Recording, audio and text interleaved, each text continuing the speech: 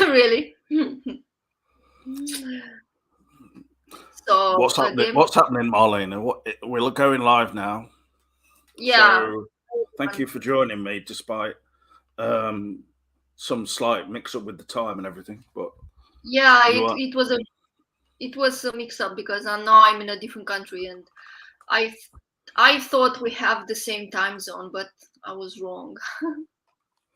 no 2 hours But different. yeah, 2 hours difference. Um, yeah. Well, yeah. It's been an interesting week, and I was planning to watch all these horror movies, but I didn't have time because I had to do some articles anyway. And I was really excited about the movie that was very recommended as a classic horror movie, Eyes Without a Face. And well, to tell you the truth, like I didn't have any kind of feeling or any kind of sensation, any kind of dread.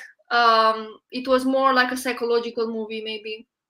And yeah, it is a good movie, but you know, um, and yeah, there is like a message behind the movie, which is really great.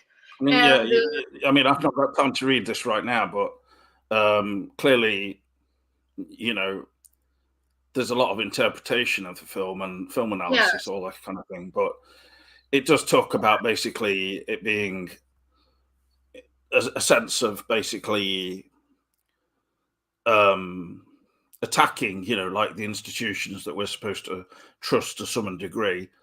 Although I can only see that in the sense of uh, medical types or scientists. But I mean, yeah, I don't really know in terms of any great theories about it. I only sort of know what I saw and felt watching it, and I thought the film is very of its time for sure, and hmm, even I would say even from that time it could have almost been made in like 1940 or something. I think to a degree, even though yeah, it has a certain a bit of a feel of maybe the 60s coming in perhaps, but hmm, it portrays sort of a very austere and sort of conservative with a small c type of society in what little hmm, sense we get of that, like in Paris. And like it's quite surprising when you see the scenes where people are outside a cafe or wherever, on the Champs-Elysees, I believe, and hmm, they're all dressed, kind of to the nines in the best trousers and hmm, suits and everything. I mean, it's so different from what it is nowadays, generally, where yeah, people are walking, down the street, kind of wearing yeah, hot pants or, you hmm, know, I mean, it's crazy these days. No, I mean, tattoos, all sorts of things. I mean, this film is just, it's very, it feels sort of very divorced from the here and now that we're living in. To me, it felt incredibly more so even than films like, for instance, Carnival of Souls hmm, yeah, or Psycho. Say, I mean, that's about the same year, and it doesn't feel really like Hitchcock either. It feels, no, I mean, it's clearly very French, but yeah, I was a bit sort of. This is a film that I've always heard about and seen written about and things like this, going back to film studies days and things like that. But just it never really grabbed me to want to watch it because of the central idea of somebody having had their face um, injured in a car crash. Presumably, that's what's supposed to have happened, yeah, which we don't see or anything. I mean, it's nothing really is very much explained, and she's got no, a mask on her face, so she's got basically no expression, and that's pretty much one of the most memorable, eerie visuals of the film, which is, I think, for the time, especially when it was made, probably was memorable. More so than it is now. yeah, I don't know, and I'd seen a little bit of the bit where the mask is actually taken off, and the patient, sees her face. and it's, I mean, by today's standards, it does look incredibly dated. Is the word? You know, it. I don't like saying things are dated, but the film is really very specific to its time, I think, and Mm-hmm.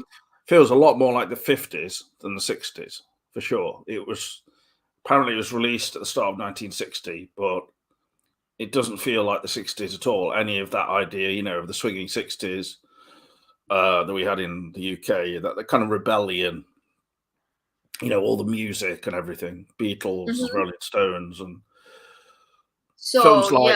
yeah, Have you ever seen the film Blow Up, for instance? I mean, that portrays no. this. You should watch. It's a really good film to watch, but with a sort of murder plot. But anyway, Mm-hmm. Eyes Without a Face. It's in this sort of this review online on Deep Focus Review. It does say it's austere aestheticism. Bit of a mouthful for me, but It has an aesthetic, you know. You can yeah, see. definitely. I Mm-hmm. think It's very subtle, and I like it. I don't know if you picked up on this kind of aspect in terms of lighting and things like that. I think that the Mm-hmm. lighting in the film was made so as to create often an uncanny feeling where Mm-hmm. there was a lot of filming in sort of what was misty or sort of not very good weather, particularly. You know, I don't know what time of the year it was filmed in. Maybe like winter, really, or late winter or spring or something. But there's a lot of shots also when they're in the night, and then there's a lot of you can hear the birds a lot, which would be The like birds. 4 a.m. or something. I mean, Mm-hmm. it's just got that kind of eeriness to it that you feel displaced in it. You know, Mm-hmm. it just creates this kind of nightmarish quality. But especially in the scenes where they were in the graveyard and Mm-hmm. um, there was like quite a lot of shots of just the whole area and then a few of the characters, and the lighting was quite strong on them. It was sort of it looked too bright, considering the weather and everything. So it sort of, Yeah. Mm-hmm. but you could say I don't know if that's really just a filmmaking um, accident or something, or whether it was intended. I don't know, but the film Yeah. was the film wasn't quite as sort of artistically, amazing as I might have expected. Perhaps I would say, Mm-hmm. but Yeah, it's not as beautiful as Carnival of Souls. I think of Souls is so unique and like beautifully made and very eerie. It has like a very beautiful mysterious atmosphere that and it's like it draws you into it. It's like it makes you feel like you're there with the main character.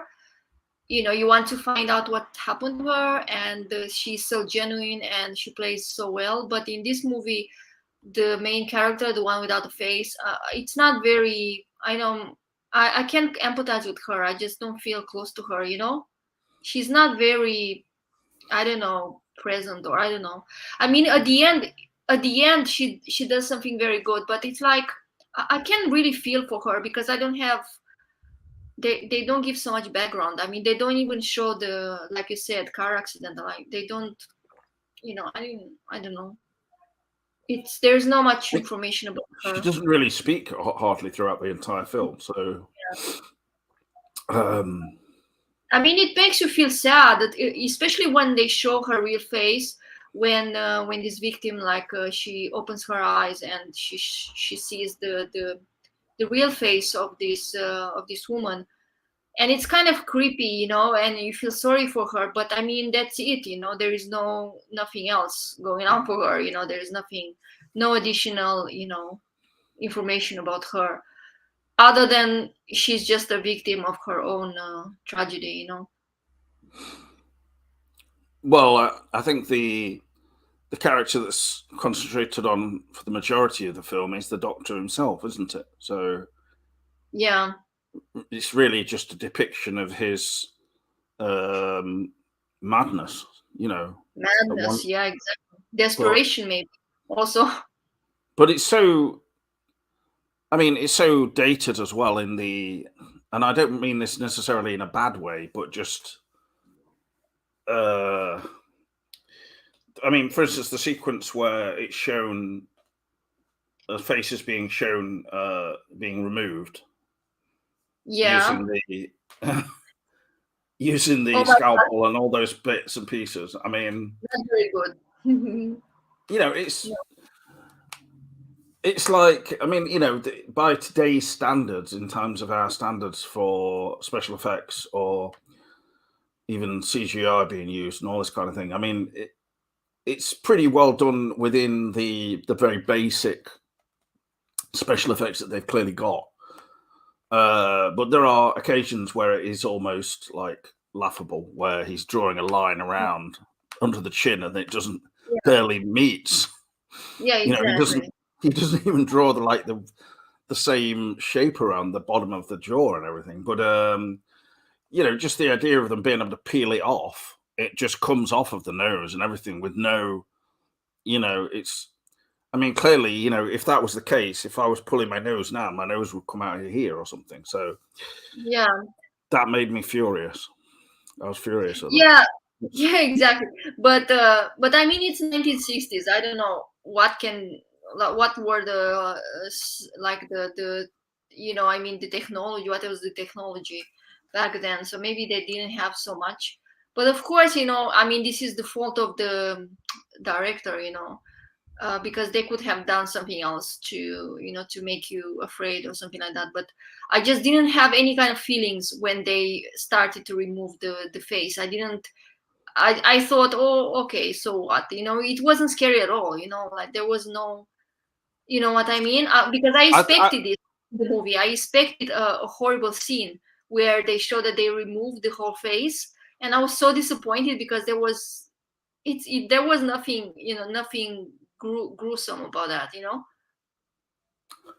no, I think that the film, you know, is interesting enough, perhaps, but for clearly people to write about it, like the article I had up. But I think that um, it's like a film that was acclaimed when it first came out, Hmm. and then it's just had that constantly propping it up. You know, it's never been uh, sort of denounced or anything. Or I mean, there are people I'm sure who must have watched it and have said, you know, I can't understand what the fuss is about with this film or something. So, um, but you Yeah, know, but at the time, it clearly got some acclaim. I mean, there were yeah. aspects of it that I kind of liked, you know, but Hmm. the we Monkey Island, we are discussing Eyes Without a Face. Is that the correct title? Yeah, Hmm.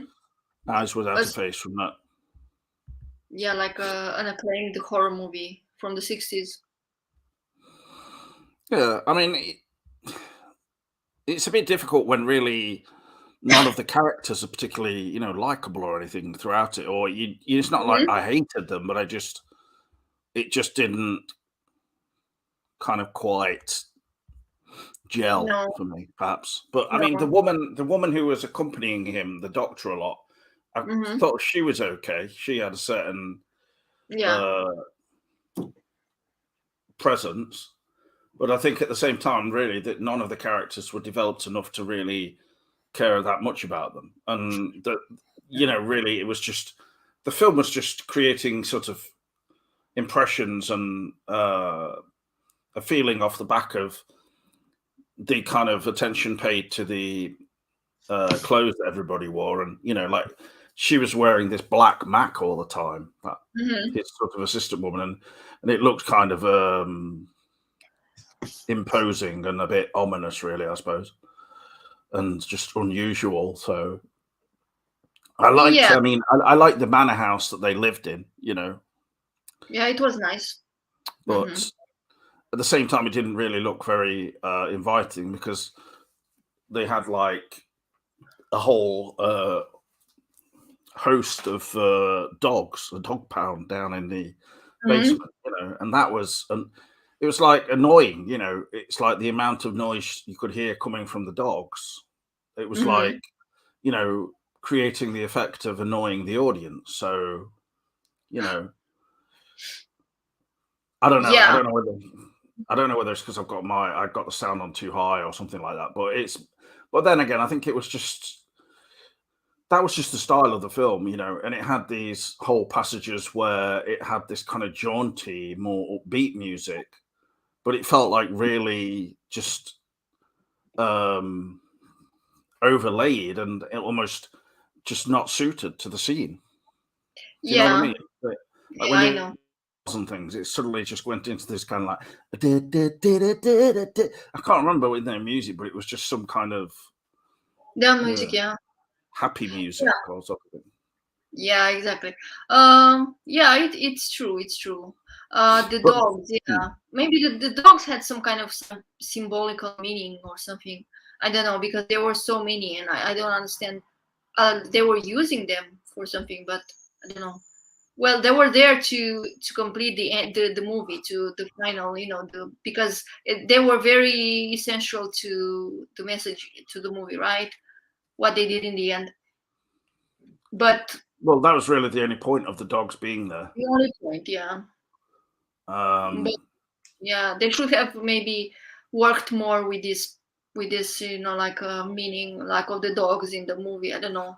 I mean that you know, I liked I liked seeing the dogs in the film, and I like dogs generally, but to have the dogs basically reduced to mauling the guy and then biting his Mhm. face off, even though it was like Mhm. evidently apparent that the dogs were actually just playing with him. There was definitely no real mauling going on there, and it didn't look like it.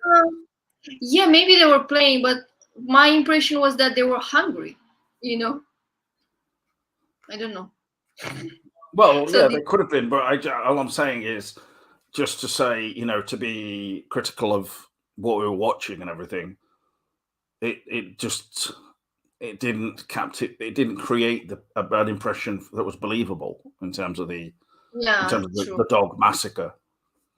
Yeah, I mean, yeah, and that's if that was a film now, they'd probably show the face actually being ripped off of the man or something. But it's not that I need that. It's just that the way it was filmed mhm, and everything, it was all a little bit, it had an amateur quality to it. But I think that yeah, was probably another appeal of the film, even back, yeah. I think it's fairly low budget.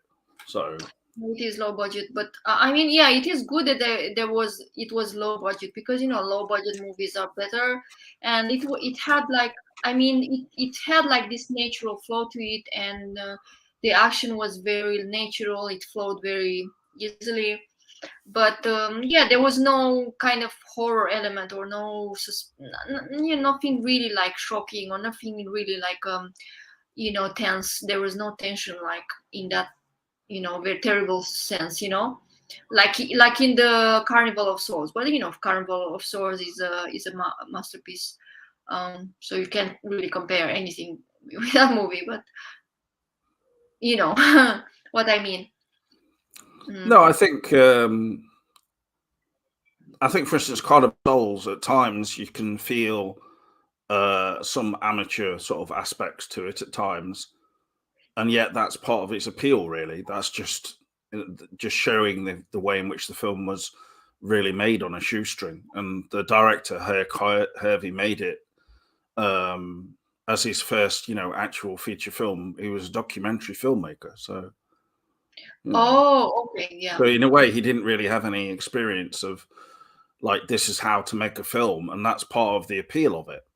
Because yeah, if you just watch conventional films all the time that are just all made in a very typical manner and everything, it can get a little bit sort of wearing and just. I mean, it's got its good side, but it's all about how it's used and everything. And I think in terms of Carnival of Souls, though, it's the portrayal of this woman who's sort of floating, drifting through everything, drifting through her existence and everything. It really works well with the style of the film. yeah, exactly. It doesn't, and it just effectively portrays sort of staple characters just enough, but without them becoming too maybe obnoxious. For instance, like the guy who's her neighbor in the flat, the Yeah. kind of apartments or whatever, who keeps trying to sort of ask her if she wants to go out or something, Mhm. and she's not really interested. But then it just goes on to her sort of into this eventually, where she's at the prom or the seaside attraction and the deserted Yeah. areas there, and so it kind of fits in well with maybe if she had actually just become more social and even hung around with that dirt bag, then maybe things Yeah. would have been better. But I don't think so really, because obviously it's unavoidable, her situation, her Yeah. fate as such. Exactly. Only Exactly. she, It was like, yeah, her situation was very dark but and very scary, you know.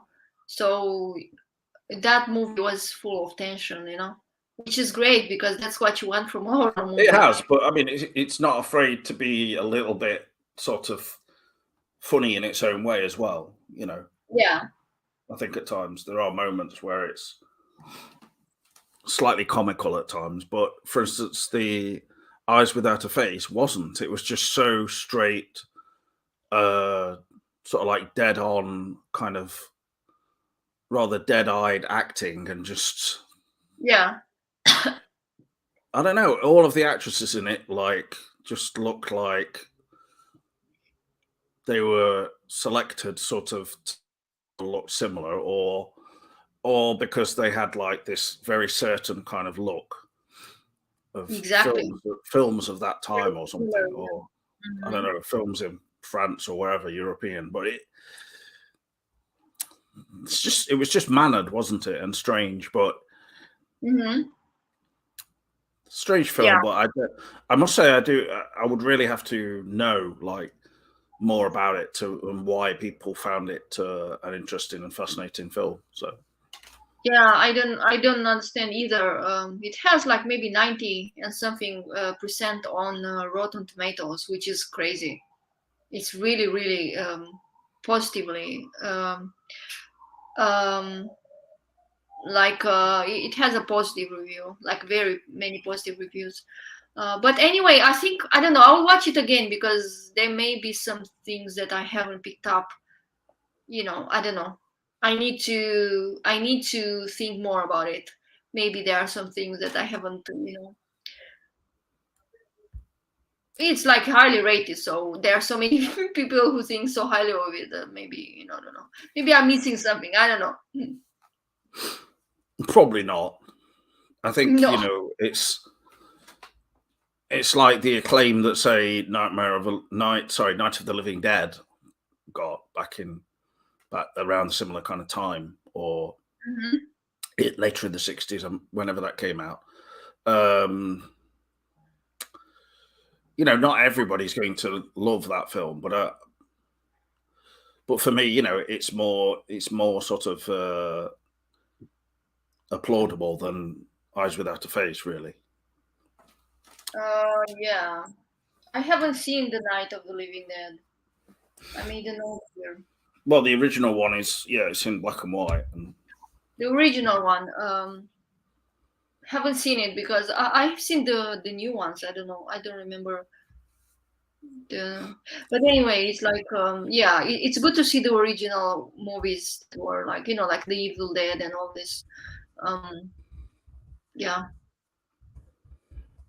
well, I mean, just there's a lot of films just from George A. Romero, who directed Night of the Living Dead. I mean, my favorite is the sequel to that one, Dawn of the Dead, which came out in 1978. So okay. Don't know the Dead. Mhm.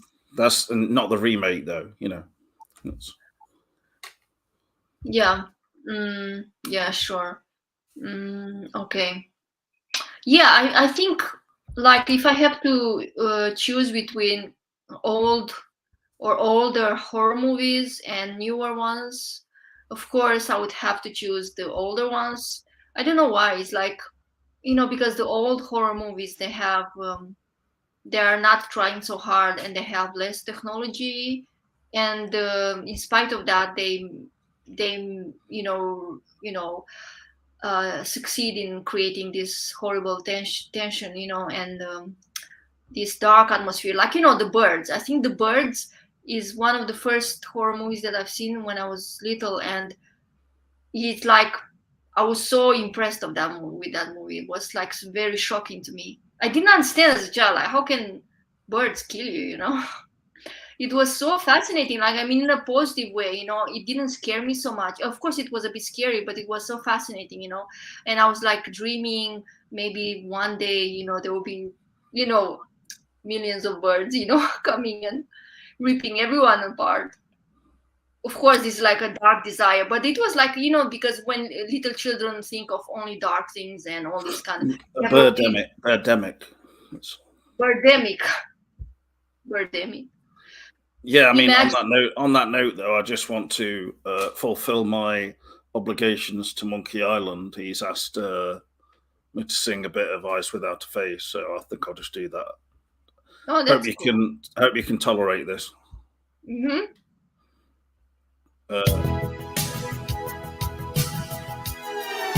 Can you hear the music now? Mm-hmm. Okay, I'm going to carry on then. Yeah.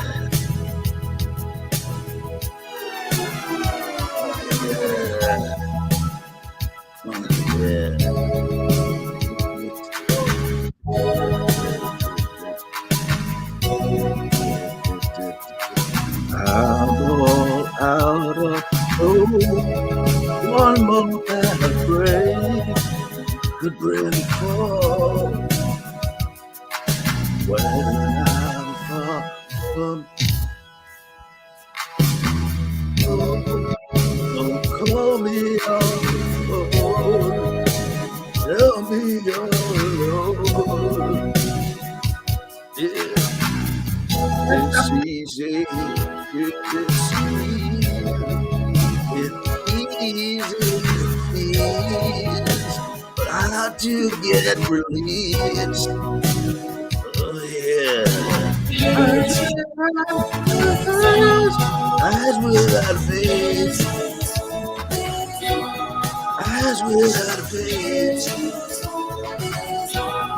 eyes without a face, got no grace, eyes without a face.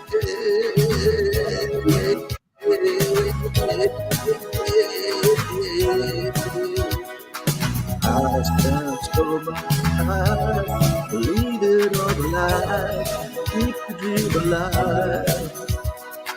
How it makes me sad, it makes me not a truth, loving what was you.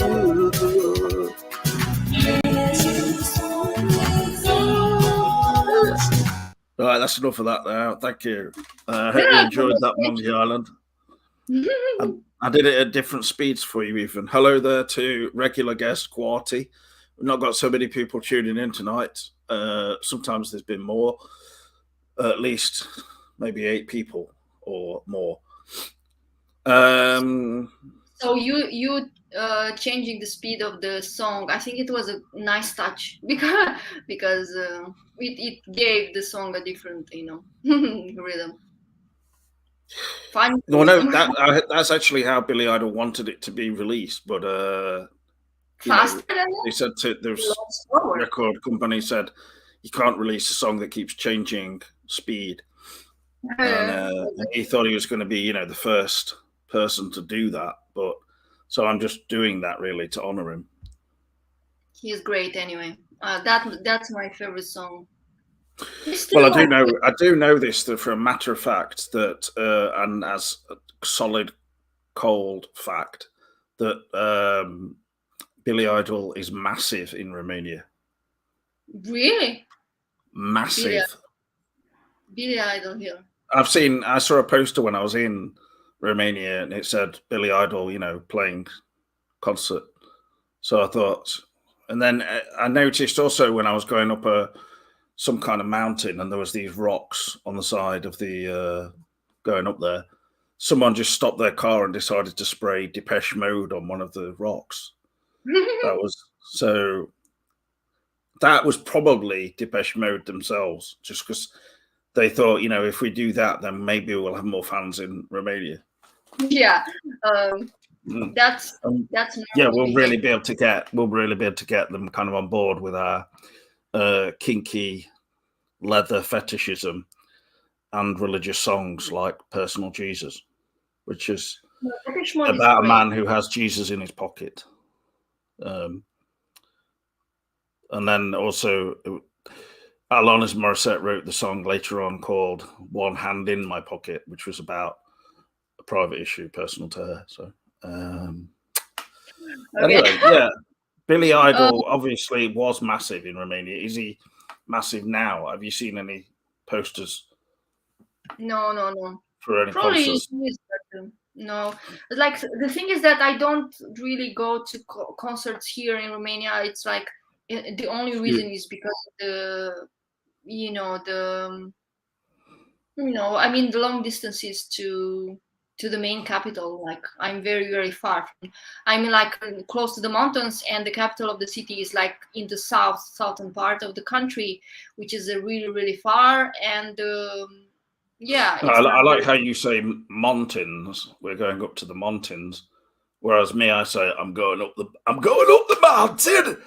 And now I've come down after half an hour. It's too steep. Okay, bye.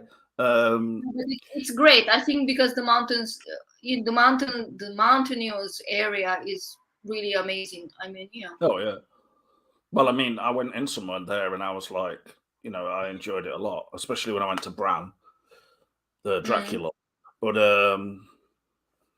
yeah, I mean, when I was kind of with somebody who was Romanian, she would say that something was hilarious. The accent, you mean the way they pronounce. I don't know if she said it on purpose to try and be just trying to be different or something, really, like stand out in the UK. But or whether it was just a Romanian accent saying that, talking about hilarity. Yeah, probably Romanian accent. One time she started going on about this film called Ronal the Barbarian. Ronal. Have you ever heard of that one? Yeah. You've heard of it? I was like, what are you talking about? Ronal the Barbarian. No, but I mean, she liked some cartoons like that. She actually liked these ones called Open Season. I don't know if you've ever heard of that one. And it's got like, those are American. It's got like a bear and then a crazy sort of deer or something with them. What? And he's only got one antler yeah, they're always sort of in danger of being hunted, which is a more dark side of the story. But a lot of it concerns them just raiding places like, All Night or garages or whatever, and getting things like woo-woo bars, as they call them. Yes. Chocolate bars, basically. Yeah. So it's in America, right? Yeah, but it was popular amongst Romanians, I think, particularly. Oh, okay. No, I haven't heard of it. Alongside, a lot of Romanians were massive on both the Open Season films and Billy Idol. Yeah, massive. They were absolutely massive. No, but I mean, when they weren't listening to Uana Radu, it's Uana Radu. Well, I mean, I liked her when personally when she was bigger. Bigger. Wow. All I know is she's like basically a Romania's Got Talent. She won, didn't she? And she was like chubbier, and then she's lost weight, a lot of weight, and then she became more and more popular. And then I'm like, shit. But then I've looked like her latest videos. I'm like, what the hell's going on now? In terms of like plastic surgery or whatever. I mean, well, dear James, you don't know that Romania is the country of plastic surgery, so don't. It would look like it. Yeah, it is very popular plastic surgery here. Yeah, but she had like some kind of definite body dysmorphia or something, because she looked fine, after she lost the weight and stuff, and then it just they just carry on with it, don't they? These people. No, but the thing is that because plastic surgery here is more affordable than other countries, so if people can afford it, it's like, why not try it? Let's just see how it is. How it is to go under the knife for a lip implant or for a cheek implant or for butt fat removal. Well, that was one of the main reasons on my second trip to Romania I went, because I wanted to have an implant in a private part of my body. You're not serious. Well, I don't want to talk about this with Monkey Island in the chat as well. He's really just making fun of it. He said earlier that, did you know there's death metal, black metal Twin Peaks bands or something? Twin Peaks themed black metal. Thank you for that notification, Monkey Island. He just came into the chat and then said, did you know there's death metal or black metal, themed on Twin Peaks? I don't even know what that means. So where is it? Is it? I want to know. What is it then? Just basically every song is like "Welcome to the Black Lodge" or something, I suppose. Or Laura Paul, or Who Killed Laura Palmer? Generation. Yeah, I know about that, Monkey Island, because he played at Glastonbury, and I know that his original punk band before, like, he became a mainstream act, was called Generation X. So this is clearly a spin on that. Not Generation X, Generation 6. It's written there. No, I know, but when he originally, before he kind of was famous, particularly, or only a punk kind of level fame. Punk, yeah. He was in like an English punk band called Generation X, but he's changed it to Generation Sex, particularly to try and corner the Romanian market, because as we discussed before we went live, about the videotapes. Yeah. But I mean, is it really true that the title of the band is this? Because it sounds a bit how do you say, like raunchy. Yeah. How do we say when something sounds a bit like a porno term? Porn term. Well, it sounds a bit sort of jokey, I suppose, because he probably can't name the band Generation X due to ex bandmates not allowing him or something like that. So I imagine it's to do with that kind of reason. And I don't think it's like necessarily so it gains some recognition, at least through people just thinking it's obviously means Generation X, really. But yeah, at the same time, they will, especially Eastern European audiences, will be flocking to his concerts to see if there is any actual live action on stage with Billy Idol. Yeah, like, I mean, he had a lot of facial surgery also in Romania. He had the plastic surgery, Billy Idol. Yeah, but not actually like a penile implant like me though. So that's anyway. Yeah, but I mean, it's Billy Idol. You're talking about a celebrity. Like everyone in Hollywood has a plastic surgery. Hello. So I mean, I'm not really surprised. Greeting, comrades. Well, Voltaire on this show claimed that Carl McLachlan had a sort of neck tuck, and he kept going on about that a lot. He had a neck tuck, as in, like, basically they get some of this, some of the excess skin and fat like from underneath, yeah, and then take it out. Yeah, I mean, I've got more, so they just suck it all out, suck it out. I mean, I don't know. I don't have any problems with plastic surgery. I'm pro plastic surgery. Nothing wrong with that. But I mean, some people have unnecessary ones. I am pro it, but not for somebody like Voltaire who takes it to the limit, and he basically becomes like, he now looks like a cross between sort of Mr. T and Gary Coleman. and he's in, Voltaire is a white man, so Voltaire, why, I have seen his face, so I can judge. this is why he's not been on the videos for a while now. Anyway, He's protecting his new they face. are just very ill-advised plastic surgery and excess tanning to the point where he looks like he's changed race, and he had a number of messages from a female who then threatened him. That, if you can believe it. This is, and the coffee time was, of course, responsible for that, because and I was actually described as being toxic as well. So What?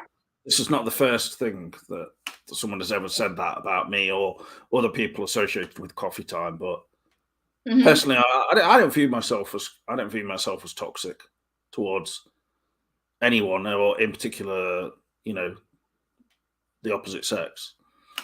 Okay.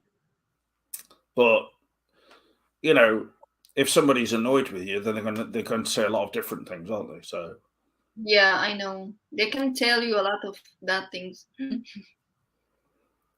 Well, when they're only 20 or something, and this is what happened, you see, behind the scenes, it kind of went a bit crazy. And I think that's one of the reasons why Voltaire kind of took a step back for a while, although he said he would return. So he's gone from the chat, or he's no, not participating? he should return back into the videos. But I mean, when you hear that someone behind the scenes is being threatened by a female who's 20, and Voltaire's like early 40s, I mean, that scares me. Threatened by a female? Yeah. I mean, just the idea of it makes me almost feel like, kind of not stepping outside of my flat for a week, even. He's threatened in real life. Well, I don't know about in real life, but it is another American. But I think she was just threatening him, like, as in, you've got to reply or else, that kind of thing. That kind of threat. Oh, Jesus. Not like she actually stood outside his house or something. Outside his house? You're kidding. Like with a lawnmower or something. So, but I mean, there is police. Like, you can do something about it. No, she didn't do that. It just, I think some people think there's a difference between some people where, like with me, I used to think, even with when I was with my Romanian girlfriend, for instance, I used to view all things online almost as being like a sort of just kind of not real, really. Like, it's just talking to people, but it's not like real life, And so there was this one point where I don't know if I was particularly influenced by things like Kim Kardashian and stuff like that in the news, but I would be telling everybody online that they, I want to check out your ass and all this kind of stuff. And but then my girlfriend, I was tired one night and I just left my laptop, and she opened it and had a look at everything. And she says, "Why are you writing to all these people, telling them they've got hot asses and stuff? Don't I have a hot ass?" And then she'd constantly be posing in positions where it looked like, she was displaying that. So it literally was generation sex, online. But that was my fault, you see, because it was, I was like using the internet as some kind of just like fun time rather than thinking of the real world implications. Yeah, well, it's safer to be on the internet, right, than in the real world. Well, if you were in real life and you were sort of like walking down the street or something, and then you kept telling everybody that he was passing you, "Oh, that's a nice ass," or "I like that ass." Don't do that! Oh my god!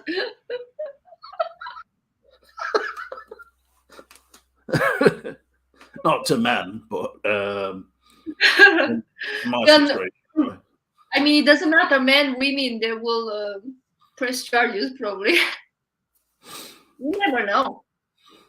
Well, it's not really. It's just not suitable to the situation, is it? Because Yeah. it's too alarming, really. No, I'm not taking the piss, Phantom Cooper. I'm telling you the truth. That's why I raise these issues on here, because I'm trying to help people avoid doing this kind of thing in real life themselves, and don't It's go very online and just tell random strangers within the Twin Peaks communities, "Oh, I've just been looking at your photos and I think you've got a nice ass."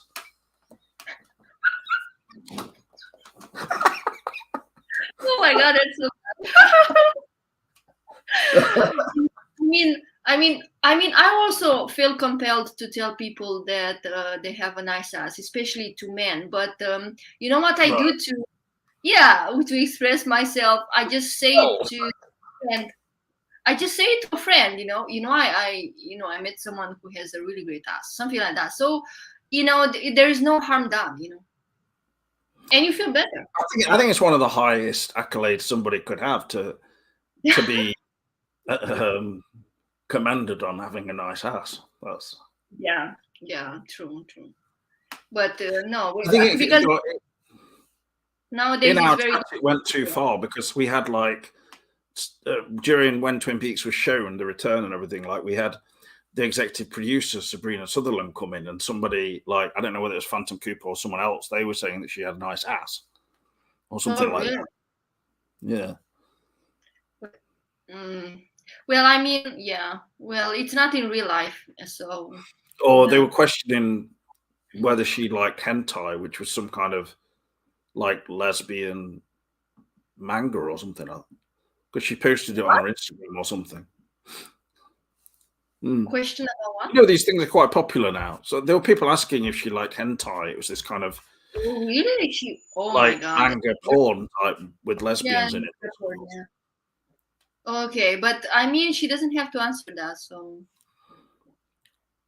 I think it's fine. I mean, it's a valid question. If somebody's an executive producer of anything, really, they should expect. What Yeah, I valid mean, question? they, Like they had what? a recent no, they had a recent interview with James Mangold, who directed Indiana Jones and the Dial of Destiny, and they actually said to him, "Do you enjoy rimming?" Really?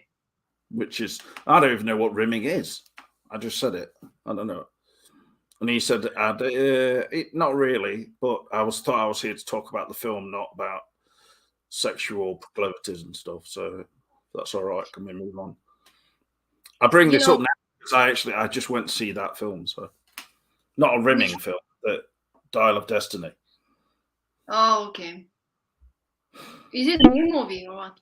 Not Dick of Destiny. It's Walter did to well, Christabel. no. What Christabel, to talk about that, and I don't mean to interrupt you, Marlena, about anything. Like, he kept messaging her on her Facebook, saying Really? stuff about Voltaire. Did he used to like saying, "Look, my lovely princess," or "my darling," and all this. "You're looking so beautiful and gorgeous now." And then he put those things of the eggplant, the courgette, and then the water coming out of it, like.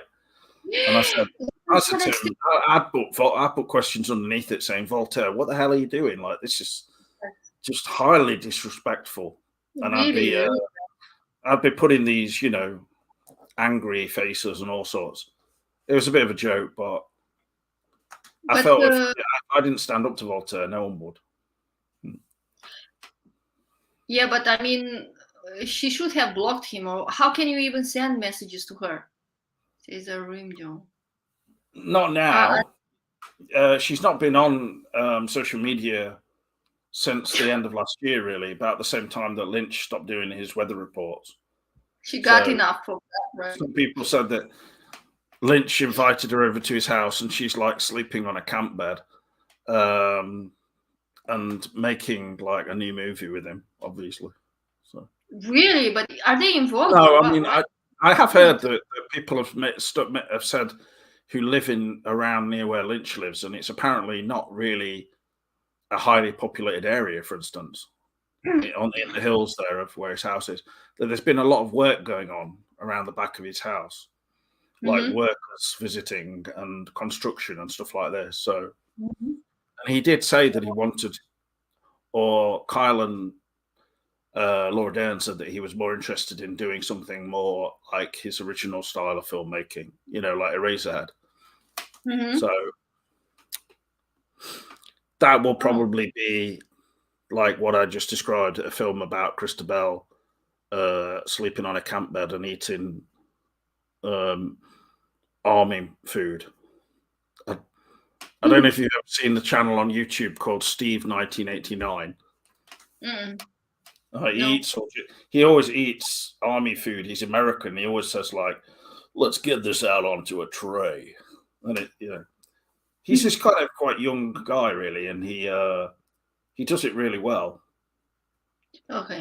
he's a No. bit. I mean, some people might say he's a bit crazy, but like some of the things he's buying, they're really expensive. All these old um, army ration meals.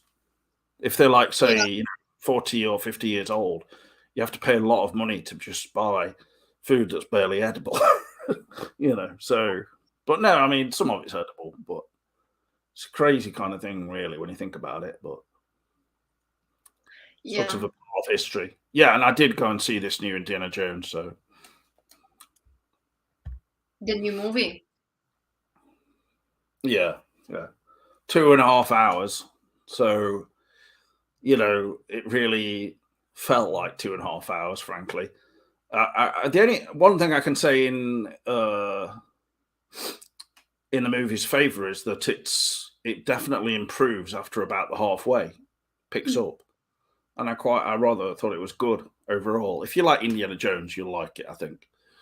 Mm-hmm. Uh, I think anyone bashing it, it's people they're just not really into the whole thing anymore.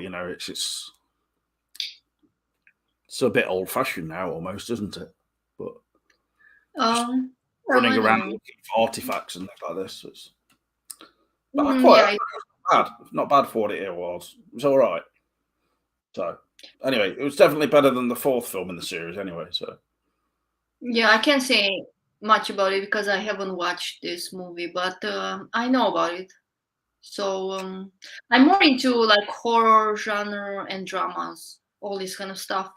just Um, mainly I Saw it's really movies. hard anyway to watch a good movie nowadays. So I don't know.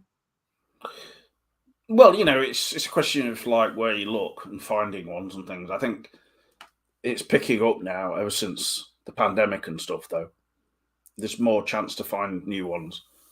Like if you go on, say, if you use a subscription service like the BFI, British Film Institute, you can find some pretty interesting films on there.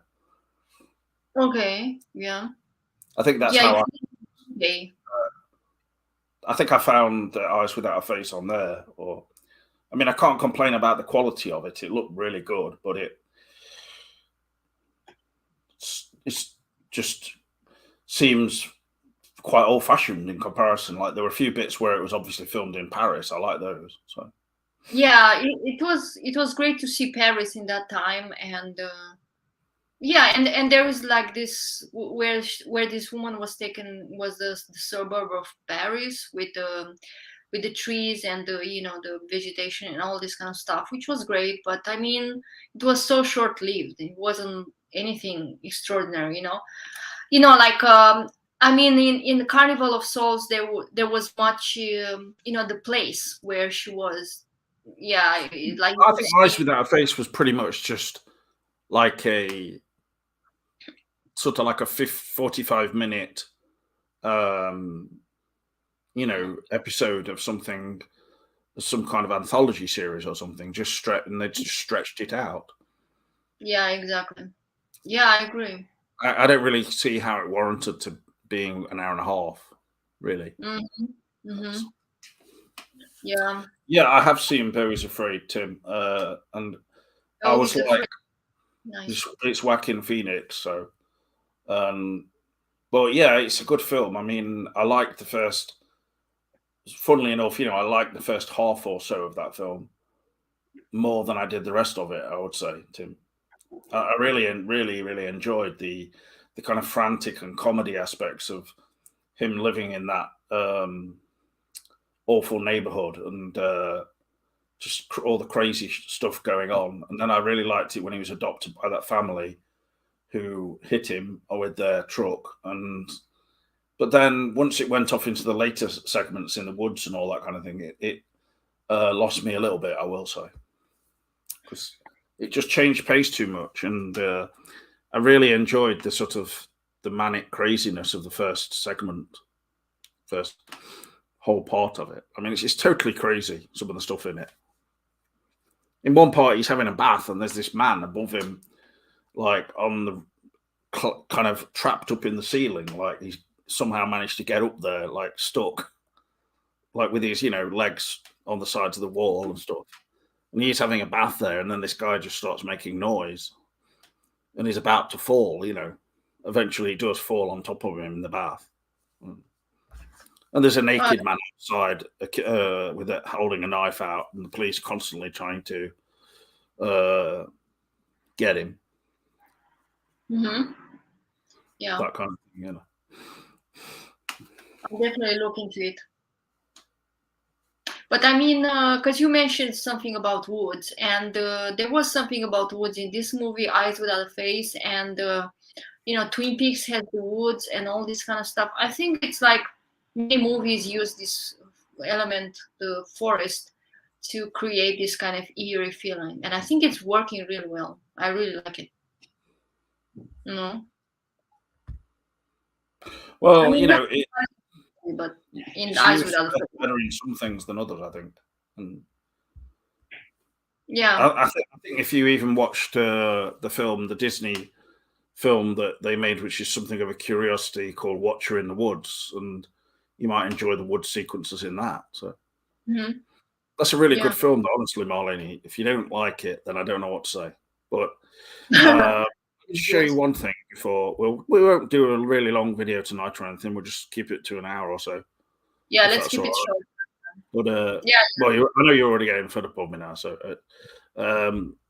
just only joking. Oh, you are getting fed up of me? Or, no, all right. No. These are some shots. For instance, this is from the. Can you see this now? Yeah. This is from the Outer Limits. Someone's collected these, alongside the Twin Peaks ones, saying this one is similar. Quite similar, but this one's even more similar. This is from the Outer Limits TV show. Oh, that's really similar to Twin Peaks. And this one, I mean, come on. This is from Outer Limits. Then that's the one with the. That's great. Convenience store. And then this guy's got the atomic explosion behind him, just as Gordon Cole does. So. Yeah, wow. This one is from Outer Limits as well. Oh, this looks incredibly similar to that experiment thing in the, But oh, that's great. That's where Andy's looking up. We haven't really talked about the creature that we are shown in the season 3 of Twin Peaks. The one that that the small one, this one. I don't know what to make of it. You know what I mean? Really don't understand what's with this creature, and where did it come from? In season 3. The experiment, you mean? Yeah, in this big glass wall. When when all these people had to stay there and watch what's going on, and there was this kind of creature coming, like small creature, A lot of it, some people make sense of it by directly linking it to the whole idea of the kind of ideas that Jack Parsons was doing in terms of his rocket science, but also he befriended or became like lovers with this woman called Marjorie or something. She had red hair though, as like with the wig that Diane wears. And then, when Richard and Linda or Diane have sex, and it's incredibly like just lacking in emotion and all that kind of thing. Yeah, it's almost like they're conjuring something up. It's this idea of sex magic and all that kind of idea. Like the same thing happens when when Sam and Tracy are sort of like immediately attracted to each other, and she starts stripping off and all that, and then the experiment kind of smashes through because it's attracted to their lust, isn't it? So Oh, the okay. whole thing becomes like a kind of, the experiment is mainly about this lust, and the, because it births Bob, doesn't it, as well, in terms of but in a form of uh ectoplasm. It's like just comes out of it. It's not necessarily birthing it, but sort of rejecting it almost, I suppose. Yeah, but I thought it's like the beginning of Bob or somehow, the embryon or something, like the beginning Yeah, of Evil. definitely. I think so. I think it is, in terms of the idea of it all, because especially because of if you look at the show, obviously Frost and Lynch would have been aware that it would end up being really it could end up just being pretty lame, if they kept having CGI or just used old Yeah. shots of Frank Silver as Bob. So they've got to think of something else, which is this kind of visualization of this sort of animal frenzy of Yeah. lust and kind of destruction as well, like that Bob symbolized somewhat. And Yeah. when Sarah's watching the slaughter of the whatever beast Yeah. it is by all the, it's The like beast. this, it's portraying like Sarah kind of almost feeding off it in the same way that the experiment creature is feeding off of the lust with Sam and Tracy. It's like a Hmm. lust for something, a lust for sex or a lust for violence, and so. Oh, yeah, that makes sense. But the thing is, the return is so sort of detached from the sort of conceptions that we had within the original Twin Peaks, where it was like Leyland and Bob were sort of part of each other, but we never see any attachment between Bob and Leyland in the return, do we? All we see is Leyland looking sort of distraught and saying, "Find Laura." No, there is no attachment in the return. Yeah, but I It's thought almost, because no, yeah. it's I think the whole thing is like to do with this idea of um, trying to get back to some kind of original essence of Laura, or of any particular character, especially Cooper, of course, Mhm. because when we see him in that last episode, for instance, at first he says to Diane, "Yes, it's me, Diane," and you're pretty convinced. Then they get in this old-fashioned 50s car. They're traveling across in a desert. When he comes out of the red room, the circle in the middle of the like the woods in with the oil in the middle of it, it looks like kind of just like desert earth around it, sort of sandy. Oh, And interesting. it's like, it doesn't look the same as how we remember it, you know. So we see him go from basically being in the woods of the Pacific Northwest to them just suddenly out in the middle of a desert with Hmm. those pylons that are crackling. Yeah. So then basically when he gets to after the love scene and all that, so-called, or sex scene, which is quite disturbing in a way, she constantly keeps covering up Cooper's face, and then she covers it all completely, Hmm. which is similar to what Gordon Cole says in his Monica Bellucci dream. He says that I couldn't see Cooper's face. He was there, but I Yeah. couldn't see his face. And Yeah. yeah, basically, like then we get to Odessa and everything, and he's in that diner, and he ends up shooting a guy on his feet. Then he's not acting like Cooper at all, is he? So Hmm. Yeah. Yeah. There's so much that I didn't understand from the return, but anyway, just that shifts creature from one was scene to the very. next. Yeah, Yeah, I know. Many things and that are left unanswered.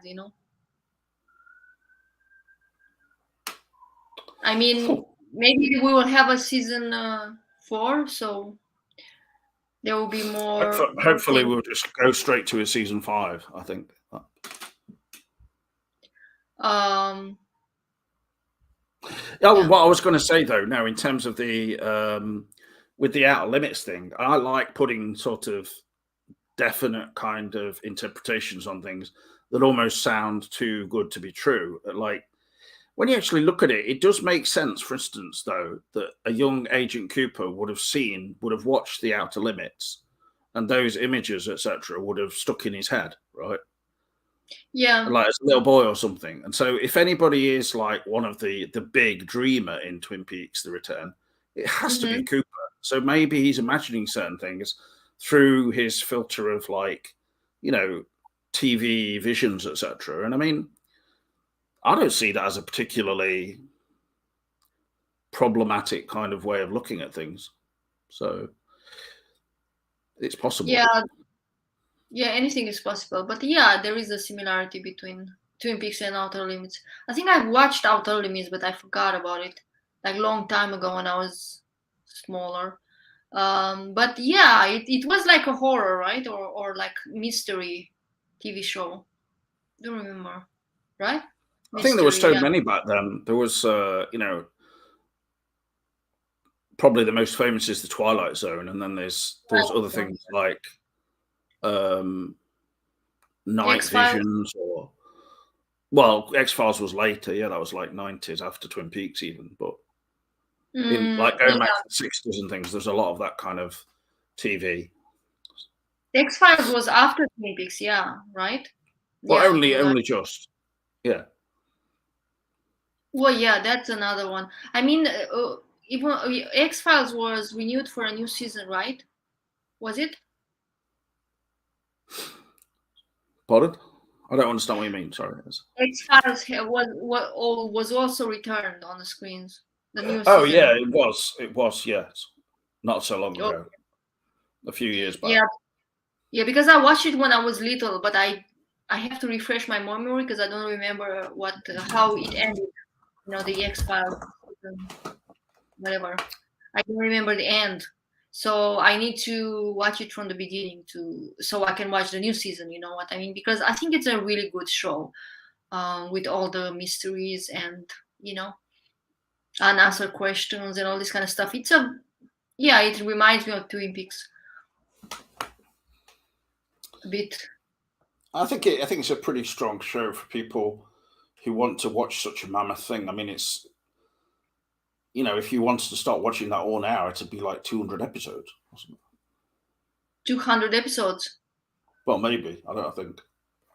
X Files. Yeah, yeah, but I mean, it's yeah. If you want to watch it, it's a good show. So I remember I was like really shocked when I was small, by the episodes, some of the episodes.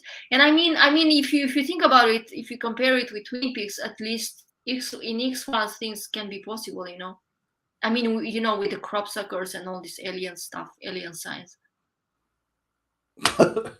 Yeah, I mean, it's it had certain episodes that were like Monster of the Week shows as well. Mm-hmm. It wasn't all UFOs and things like that. So No, not all UFOs, but yeah, it's a very interesting subject anyway. Something that I would like to find more about it.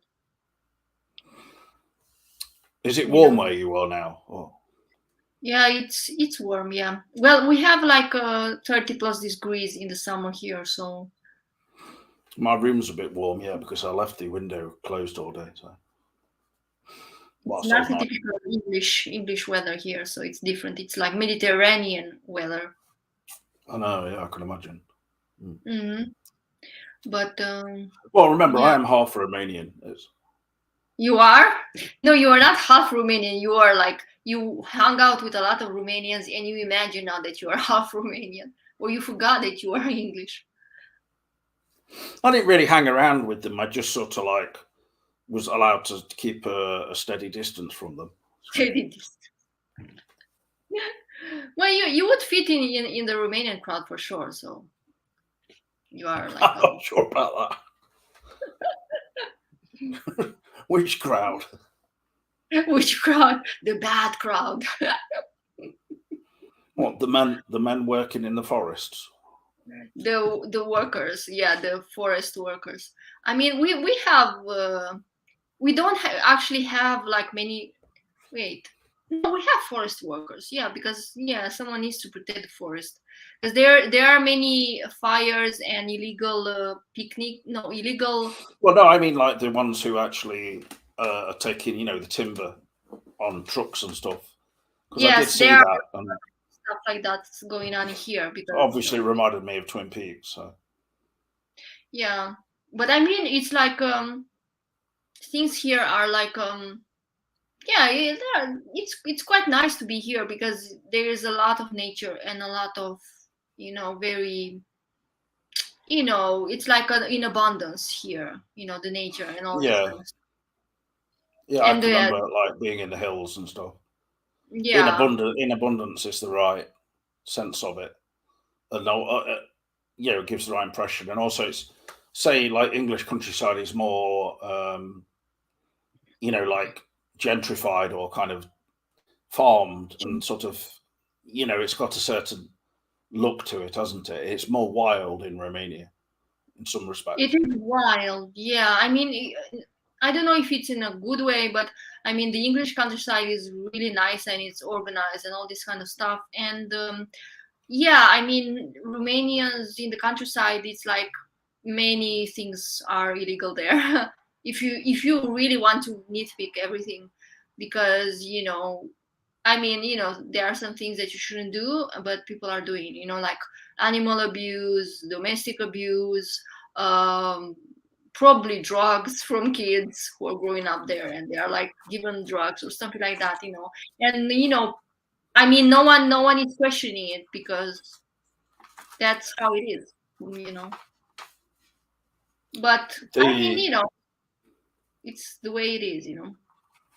they become accustomed to it, but Normal for so them. it's a bit like in the film Wrong Turn, where there's sort of like inbred cannibal types living. It's, Hannibal. I, No, I this was is the quite scared. I was quite scared of that in Romania, really but mainly because it reminded me of the town where I grew up in. the town you grew up in England. What's Yeah. so scary about it? Well, I yeah, think because where I grew up in, there was like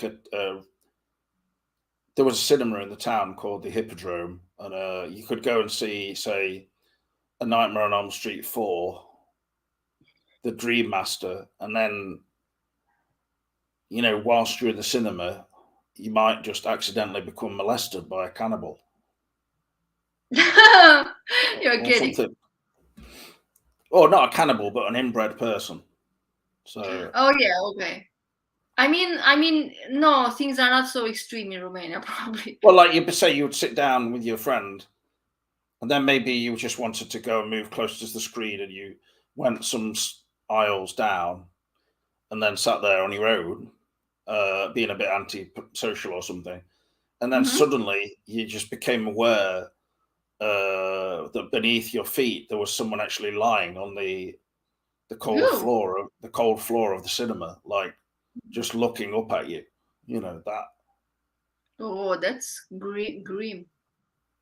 Yeah, and then they'd smile or something, but all their teeth would be like little, sort of very very small teeth with gaps between them, like rat teeth, sort of.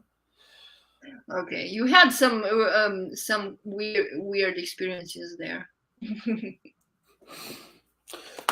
Well, let me tell you, you don't know how you would react in that kind of situation unless it actually happens to you. I mean, I was basically, you know, fast to my seat. I couldn't move. Uh, all I was doing was gripping, onto the arms of the chair, saying, "Please, God, let me survive this incident of, you know, terrible animal horrific abuse by an inbred Ripley person from the Elms Okay. estate." And and then all I remember is just blacking out, and then 20 minutes later coming to, and I was like completely naked, and I was only 14. What? I You're had to walk. kidding. I had to walk home from the cinema nude. What happened to you? Maybe you don't remember it, and you Well, just my blacked. friend, my friend said I thought that you were a willing participant, so I didn't get involved. You know. Oh, oh, that's so terrible. Like, I mean, why wouldn't your friend get involved? Well, he said that when it happened, for some reason in the cinema, this strobe light came on and it was like flashing. You know. Hmm. So he thought it was some kind of Twin Peaks type of ritual or something. Well, that was not a good friend, definitely. No, I know, but it's funny because I actually said to my friend, "Give me your clothes and your motorcycle," and he gave me all of his clothes, and I went home in his clothes, and so I was fine. And my dad said, "How was it?" I said, "That Oh, was a okay, great okay. film, Dad. Nightmare on Elm Street 4. You'd love it." And he said, "Well, I don't think I'm going to ever watch that film." Anyway, oh well, thanks. Then my Okay. dad, then my dad said to my mum, "I don't know why he watches these films. It's not good, is it?" Jesus Christ, what a story. Um, oh, what a story! What a story. What a I don't know. story! I mean, that's better than being on the rubber dinghy rapids, bruv. Which That's a good film for you to watch if you've never watched many British films. I'm sure you've watched some, but one? there's one Which one? called Four Lions. It's about these Hmm. four young guys who decide to become Muslim terrorists, but it's like a Okay. comedy, so you'd have to Oh, watch it. oh, And okay, okay. when it just makes me laugh in the first video they make. He goes, "Hey up, you cuffer bastards!" Like, "Hey up." That's a sort of a bit of a Derbyshire thing to say. "Hey up, you cuffer bastard," or something like that. And he's holding Okay. like basically a kiddie's gun. And they go, "Where do you get that gun from? It's really small." He goes, "I've got big hands. I've got big hands. It's not a small gun." And he says, I know what I'll do. I'll move close to the camera and then it'll look real, like a big gun. And anyway, they take ineptitude to the next level. It's a very funny film. Actually, Okay. Benedict Cumberbatch appears at the end. So He is there. I Oh, know you're a wow. massive Cumberbatch fan, so No, actually, I hate him. I don't know why. because he looks a bit like a horse. Yeah, I don't know. He looks very annoying to me. Like, I just want to punch him when I see his face. Like Eddie Redmayne, or whatever his name is. What? Eddie Redmayne is his name. Romanians. Oh, yeah, probably. Hot Fuzz. Yeah, I think I've watched that movie. That's funny, yeah. Hot Fuzz is a good one. Yeah. I mean, Four Lions is a bit more out there, but pretty good for a low budget type of comedy. Yeah, and there is. I've also watched Shaun of the Dead, but I don't know if it's English. Is it British? Shaun of the Dead. Yeah, it's Edgar Wright who directed later, Baby Driver and Oh, okay. Okay. Night in Soho, whatever it's called, the recent film, Oh, and the Hot night is Fuzz, of course. good. Very good. One thing that you'd probably be interested actually in is this thing that was made. I saw on BFI Player or last night. It was like a documentary about it, but the best thing is just to watch it itself. It was from 1992, Ghost Watch, and it was in like an hour and a half, and it was broadcast on BBC One here on Okay. Halloween, and it was actually, and people sort of thought that it's real, Oh, even though it really? was actually advertised as part of the series called Screen One. So anybody who had any awareness would, it's Screen One. This is actually a play, basically. Mm-hmm. But it basically shows a bit like as depicted in the Conjuring film, Conjuring 2, when they're in London. Yeah. Yeah. It's a bit like that. Mm-hmm. Ghost Watch. Okay. It's really good. It's worth watching. Yeah. Speaking of The Conjuring, what is like there is a Conjuring movie about demonic possession in a street on a street in London. But I mean, like, because I was researching about that, demonic possession. Like, it was a real case. Do you know anything about it? Like a real case that happened in maybe 1970s or 80s, I don't know. And they made this Conjuring movie about. that case? Do you remember? About the Enfield haunting or whatever it was called, where Mm, yeah. well, there was basically the two girls who shared a bedroom, Yeah, and so exactly that that. they started probably like saying to each other like I'm affected by a part of poltergeist. I'm flying across the room. So No, but it was a real. It was real because I looked on the internet and they had all these articles about this, child who was like thrown against the wall, blah blah blah, in his room, all this kind of stuff. It was really curious. Yes. mm, I mean, I don't know if you've heard about it, but because I know that there are many ghost stories and demonic possessions, or is it like a no, but I myth mean or the question is really we can only know so much, unless there's an actual video of what went on. So yeah, you there know, is no video. Sure, but I mean, what can you believe? What can but yeah, I've got photos of what happened, some incidents that they took of what was going on there, and just believe me. I don't think so. I know so. Get it? Okay. Sorry about that. Yeah, like this is an actual shot from the Enfield haunting behind. Well, this is like someone took it of the girls in their room. Yeah. Yeah, so this is like a So real like, but I possession. mean, this is one of the girls screaming and the other one jumping off a bed. This is not proof of anything, is it? I don't know, unless the massive David Soul poster is proof of something. No, but look at this girl in the bed. I mean, she is not. She doesn't look very happy. Well, she looks very distressed. It does. It cannot be fake. That one. No, but I think you can never underestimate the power of What? attention and people getting famous in their own way and Yeah. potentially getting some money out of it as well. But I think, especially with young children or young teenagers or whatever, that they can also act really well. They can put on an act. But I do think you're right, really, though, in this instance, that the girl who's screaming, she's actually so into the whole thing, she is genuinely terrified. So, She is genuinely terrifying. Yeah. Look at but her. that could also be a reaction to the orange bed sheets, though. The I mean, bed sheets. Oh, and there is another thing in the photo. It's a very interesting photo. yeah, the Look at wallpaper makes you just feel like you're having a kind of looking at one of those 3D thing designs. no, Makes your no, head but spin.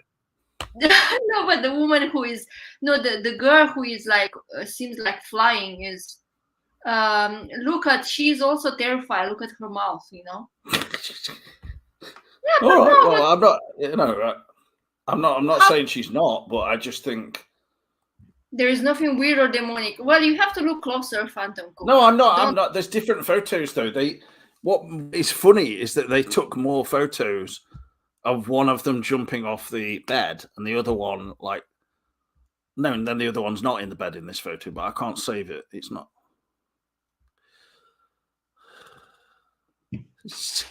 I believe it. Some of these photos are ridiculous though when you look at them. She's literally doing like karate moves across the room or something. And how can she jump so high? I mean, it doesn't make any sense. Oh, come on now, It's too Marlena, high. please. You're just being No, deliberately like kind of like believing anything. no, yeah, because it's interesting. Trying to change this into some kind of Mulder and Scully type situation. So Yeah, but I mean, this is another one. Like, who's this woman here? Is that their mum? if this doesn't prove anything, come on, look at this. I don't understand how you cannot see in this photo that it's true. That what's true? But look at this woman who, like, look how she levitates. How can someone levitate like that and look at how she's screaming. But because her knees are bent, I mean, it's impossible to jump like that. How would you jump with your knees bent like that? The bed then were very bouncy, especially. Keep telling yourself that. Yeah. No, you can see the creases on the bed where she's jumped from.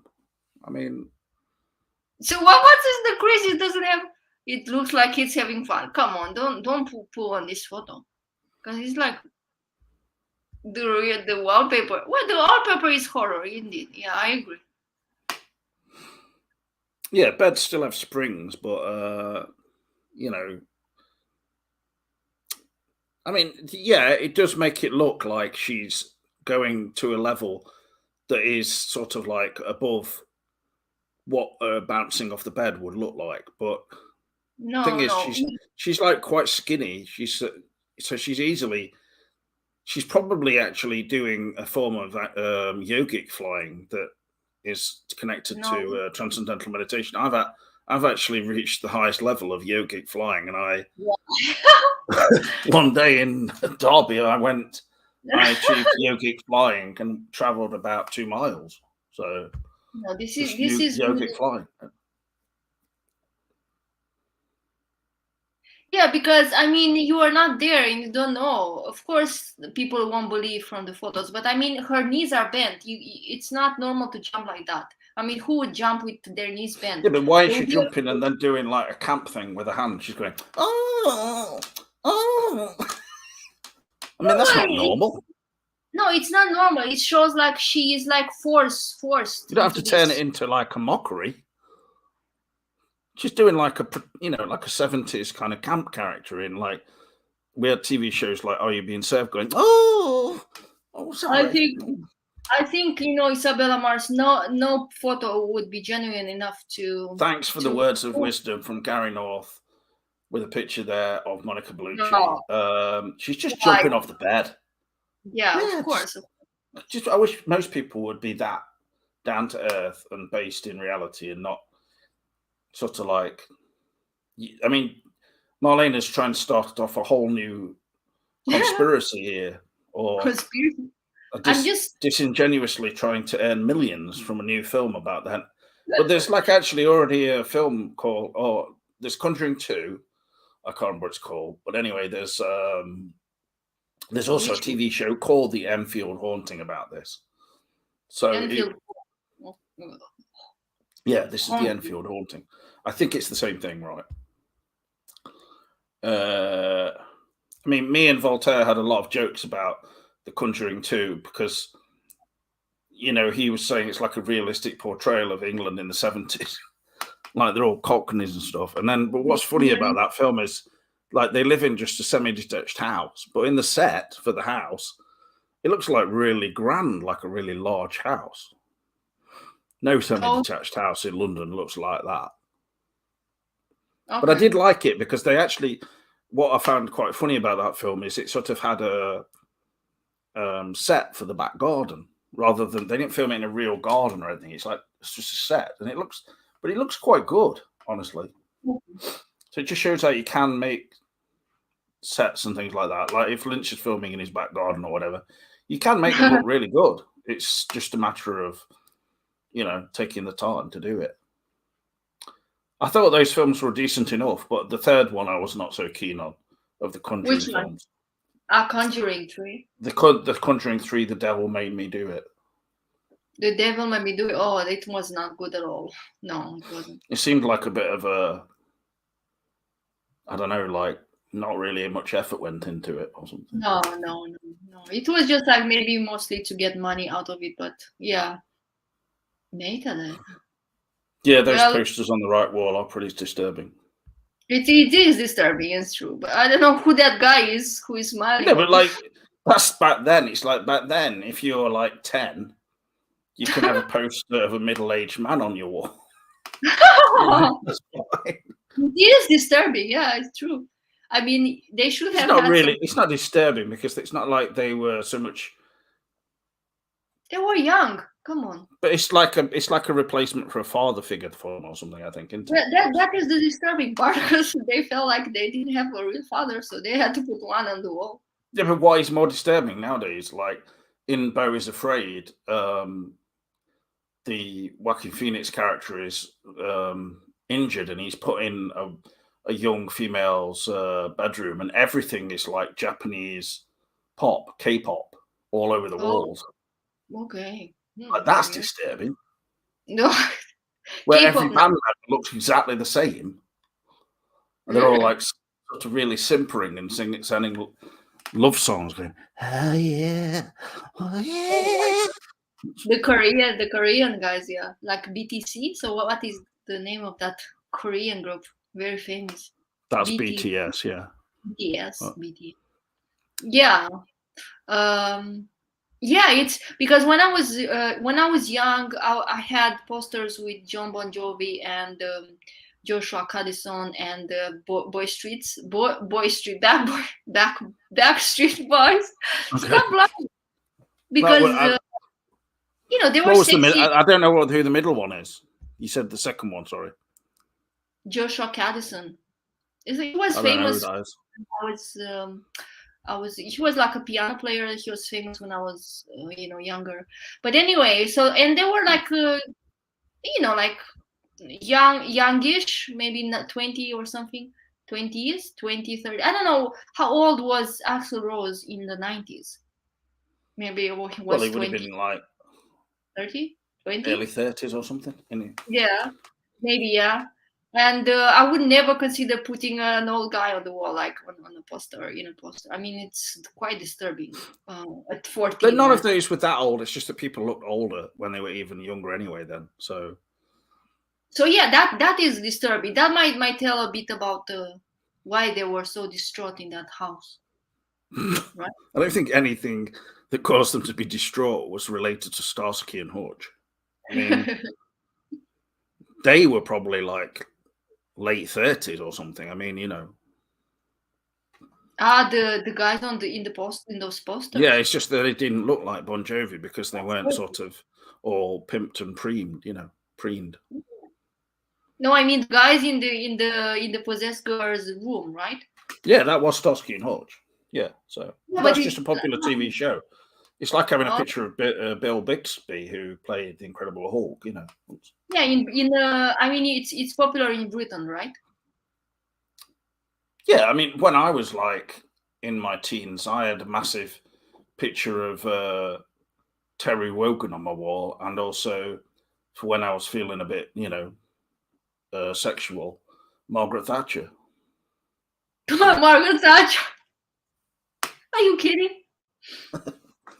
No, I mean, why not? Many people would say back then, behind the scenes, Madge, you've got a great ass. Really? Yeah, she says, yeah, I know I have actually. That's why I got into politics. Okay. Margaret Thatcher. Well, I can't see any kind of. I cannot associate her with any kind of physical attraction or sexiness. But Well, I don't understand well, she was called the Iron Lady due to having, buns of steel. Lungs of steel. No, buns. Bones. Yeah, if there's buns, as in, buttocks. Buttocks of steel. If her buttocks got a hold of you, you wouldn't be, released free. It's like a cage. Oh, when he's. That's not true, Gary. I don't believe that. Oh, is it? Many people liked it. You shouldn't swallow these things whole, as in always believing like the media spin. What was the reason for it being the worst? Like, I mean, something had to happen. I don't think it's true. Actually, it's not true that they're the worst ever in terms of their performance. It's just that people regard them as being like a bit of a joke, and to be a headline act, it's not seen as being like suited or something. Or because they are old, or what? Well, because they're viewed as like a kind of almost like a nostalgia act, I suppose, partly. Because they really only did like released albums up to about 1992 or something. Then they just went quiet for a long time, and Yeah, then only yeah. released one album, Chinese Democracy. I know, but I mean they were really big, and I think they're still big for some people who have this nostalgia like me, 90s nostalgia. Yeah, maybe his voice is gone, but you know, It didn't. It wasn't that bad, to be honest. I thought it was, in terms of the band and everything, it was fine as far as that kind of music is concerned. It's just that it's now like I didn't even know at the time. I remember when people were into Guns N' Roses at school. Back then, I even considered that kind of music dated. You know. really. Well, I mean, living in like a town in Derbyshire, like an ex-industrial, ex-mining town, people going around listening to like, you know, where the girls are pretty, oh, take me to town. It's not exactly. It doesn't really fit the. But it's just escapism, I suppose. It's a healthy It's form of escapism, yeah. escapism for some people, but Well, like I never liked Guns N' Roses personally, but like personally or you know, professionally. to me it's just it's just theatrical, though, isn't it? Really, it's not really that rocking music or anything, but it's some of it's okay anyway. And I don't genuinely think that they were one of the worst acts at Glastonbury. I think, for instance, a lot of the acts this year were all nostalgia, um, and having when comes down to having Elton John as the sort of main act, to me that's Yeah. like not a high point. It's apparently the only time he's ever played there, and he said it's his last show here and all this kind of thing in the UK. But maybe he's just saving it to do one show in Czechoslovakia or something. But and You really have Romania. to list Elton John, so I'm not going to debate that. Well, I mean, people talk about people's voice being gone and things like that. So Oh, so his voice is gone. Oh, because I haven't listened to him lately when he is, in his whatever prime time or whatever. Aha, I think Aha is better, no? as a live act, they are better because Aha they is actually really. they can play the music well, and like if his voice isn't functioning or something, like when he got COVID or when he got a sore throat, like in the last few years, they would just cancel the concert and so that they could get better. Because basically, once you're in your like 60s or something, I mean, it's pretty. I heard like "Take on Me" being played in the shopping centre today, and it's so to sing those kind of notes when you're in your 60s, it's basically impossible, I think. But you have to try and sing it in a slightly different way or something. So. Yeah, exactly. And I I suppose mean, it can be a bit embarrassing when artists just try and. The thing with Guns N' Roses is they're sort of trying to be the same as they were when, you know, when they were yeah. hugely popular. Um, yeah. Speaking of Guns N' Roses, I read their biography. It's like a really big book, anyway, and it details everything that they have done, how they started, and everything. And I was actually so disgusted with what I found out about them that I promised myself to not listen to their music ever again. I mean, there are so many details about what they've done as young. You know, oh God, I can't even begin to tell you what shit they've done. So I don't know. It's just like a very disappointing to find out that your favorite band is. I mean, your favorite. Like a band that you loved is so disgusting in their personal life. Behind the doors, because they were like this, and probably they are still the same, or I don't know. People don't change so often, but the way they. I mean, everywhere they went, they just destroyed everything. That was their signature, because they lived in apartments of friends. They destroyed the apartments, like, I mean, totally destroyed them. It was like Mm. literally they had to completely renovate the apartment to put a lot of money, because they just destroyed it completely. That's how they were doing, everything back then. They had to leave the signature, or I don't know. I just like, it's so stupid, like, I mean, I can't even begin to understand this kind of Like behavior. Motley Crue type stuff. Well, Yeah, Motley yeah, Crue, yeah. I had someone talking about Nine Inch Nails saying, like, they'd heard about them blocking the toilet and all this kind of thing, and what about the cleaner who comes to clean up? Like, but when people are like that, they're just not living in reality, are they?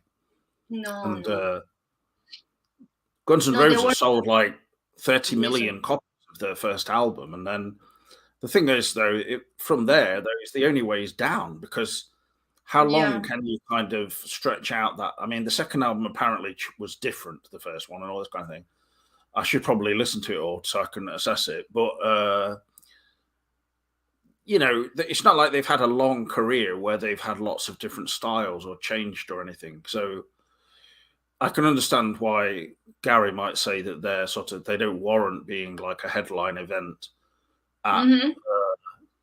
they're only, like I say, they're only getting that position due to nostalgia, and that so many of these acts, like, how many people have listened to Elton John's most recent albums, or even like albums he did in the 90s or something. I remember one Mm-hmm. song he did called Made in England. So I was made in England. I mean, I don't like hate Elton John, but it is based on nostalgia, isn't it? Like, It is really, based. like, I'm Nostalgia is unique for people. standing. Like those songs that are famous from him, even like for me, it's like 80s ones, I'm Still Standing or something. Yeah, And it's really good. Mm-hmm. doodle-doodle-doo-doo, But going back to doodle-doodle-doo. going back to Guns N' Roses, I mean, because they just record, like, they were talking about in the biography about how they have ended up being big names, blah blah blah. So they were just like, because when they were younger, they were just, as I told you, they were just destroying everything everywhere they went.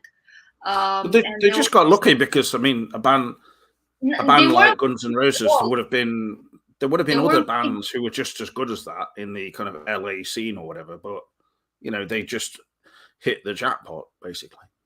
Yeah, I they did imagine. hit the jackpot, but But you they couldn't had to. do that now. Like, say, there's no rock bands from LA or wherever like that are going to be signed and then end up selling 30 million records for their first album, like Guns N' Roses did. Nowadays, And no, because it just no, but wouldn't. I mean, partly that kind of music just isn't the kind of music that sells millions. But it's interesting. I don't know. I suppose a lot of it was just people who wanted kind of a new, accessible form of rock music. But yeah, it's accessible. they were quite like an antisocial band for sure, even in terms of like the album Yeah, cover for Appetite of Destruction.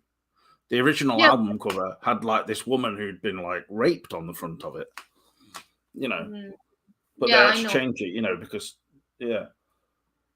There were But like terrible people, outside the concert area, and yeah. So yeah, if you are a fan of them, of them as people, then you will not become you will like not become their fans after you read this biography, because they describe what. no, well, I mean, the funny Also, I thing think is, they were involved I in molestation and all this kind of stuff. They did a lot of stuff, including molestation, which is like now is frowned upon, like when it comes to celebrities, because of the Me Too movement. So if someone would do these things nowadays who is famous, then they will just be, totally crucified by the press. But there wasn't such thing in the 90s. Me Too well, movement I or. actually, it's shameful to admit, but like in the kind of 90s. It was probably about, I only got into Guns N' Roses in about 1999, and I have had long hair like Axl Rose, and I would dye it, but it came out like really bright red, and then I would wear Bright like red? I would Yeah, wear he had PVC leather trousers with an really. assless crotch, and I'd be like, You have on the. you have a photo with you from Well, back there is then? one. No, there was one photo when I was arrested. You were arrested. Basically, I got into a situation where I kept diving, into fridges in supermarkets, and then Oh, okay. So but when you I got were what? in, but before I got in them, I would be like, Weird. just take my trousers and my pants off. And so older ladies would come in to get some ice cream, and then they'd be grabbing hold of me and be like, "Oh, What a take weird me way. down to Paradise City." Couldn't you find another way to break the law? No, but because the was so cold as well, obviously, it meant that I really only had like a hazelnut shell down there, or an acorn. It was very small. So Jesus Christ. the Was it police because took of it the summer? and then Because put it of on the the wall, saying, "Look at this," Okay, James so Woolley. It's James Woolley's penis. my God. So you have a record. I didn't know that. The police were mocking me. Really? They were not very compassionate towards Yeah, and what then you have. the police would do like photos in front of my member, that was shrunken and looked very small, giving the thumbs up and stuff, saying, Oh my God. we caught him. He'll not do that again. But the funny He thing would not. is, a week later, I actually did the same thing, but in a different supermarket in Farm Foods. So who Yep. got the last laugh? Me. Yeah. Jesus Christ. Only stupid things. Yeah, I mean, that's scarier than the Enfield haunting. Yeah. Enfield haunting, yeah. I will research into that because I want to prove you right. Wrong. I want to prove you wrong. That it's indeed Prove me right. Yeah, prove you right. That's No, a I great want mission. no, because I mean, because if there is no real spirit involved there, it's the whole thing. The whole horror movie industry and the demonic possession movie industry is like a fake, It's like a Not substance, really, because it's all due. Right. Everything is due to our own perception and sort of like if there was solid proof of the supernatural, 100%. But there is solid then proof. There is. all right. But yeah, I'm just saying. But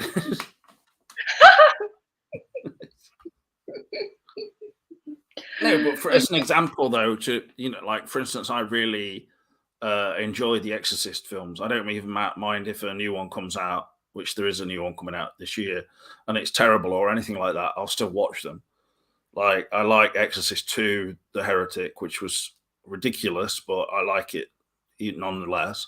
The first Exorcist, obviously, is just a well-made film, but Mark Kermode, the critic in this country, he says that he's actually a Methodist. He just goes to church.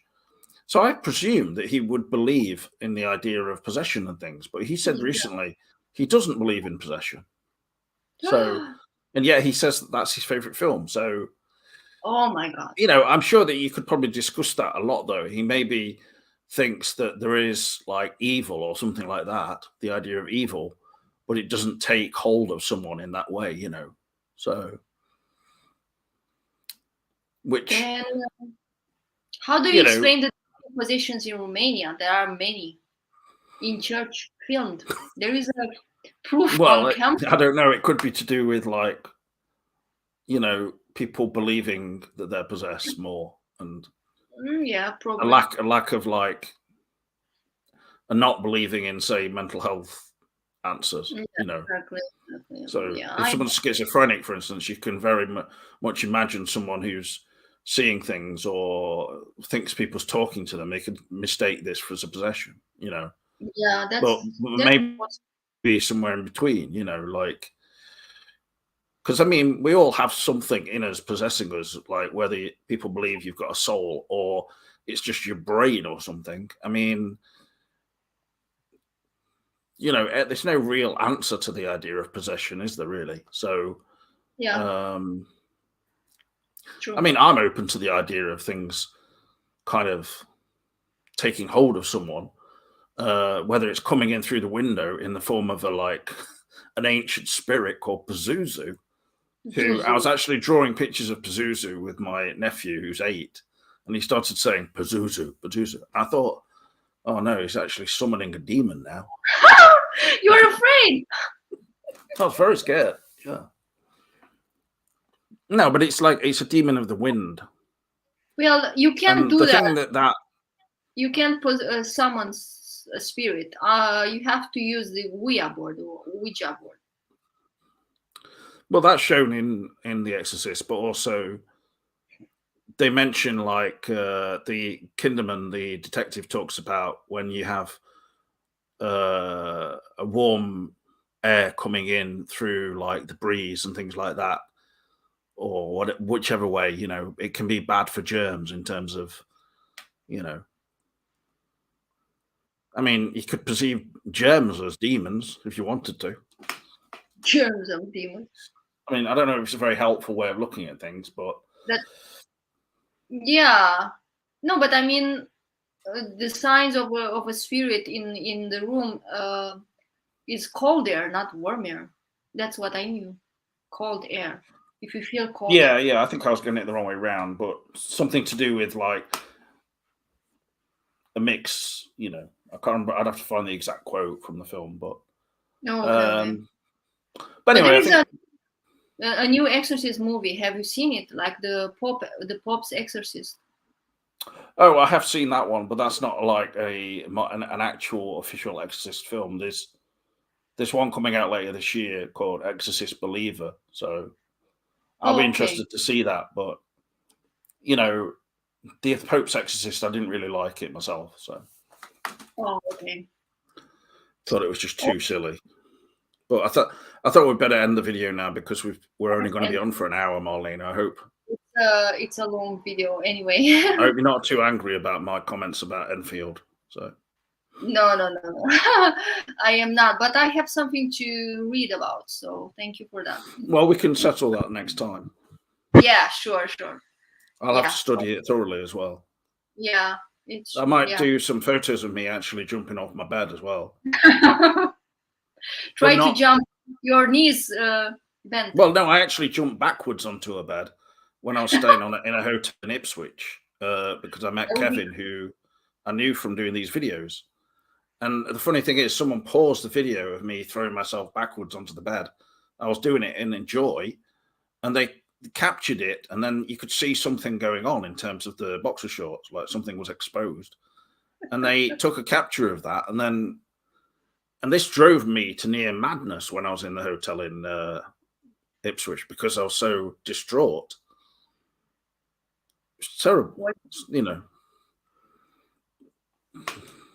Maybe there's something about the people jumping off the bed that make them feel possessed. He's angry, Gary. Don't be angry, Gary. Anger is very bad for your heart. Well, you know, we'll talk soon, so you know, don't be angry, and you'll see us soon, I'm sure. So Yeah. thank you, Marlena. You've been a great guest. Thank you, James. Have a good night, and bye, Gary, and everyone. See you for now. All the best, Marlena. Cheers. Bye. I appreciate it. Thank you, everyone. I will see you all soon. See you in the trees.